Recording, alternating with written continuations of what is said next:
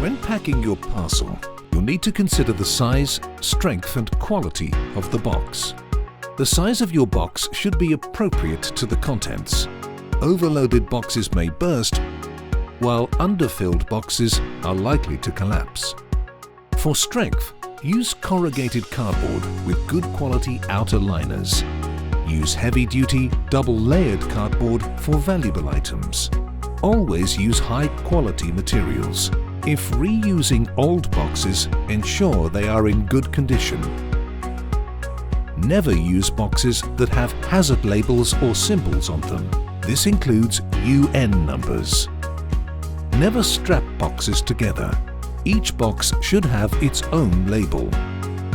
Inside the box, use cushioning such as bubble wrap, craft paper or loose fill polystyrene. Leave 5 to 6 centimeters of cushioning between each item and between the items and the wall of the box. Fill all remaining space. Seal your box securely with quality adhesive parcel tape.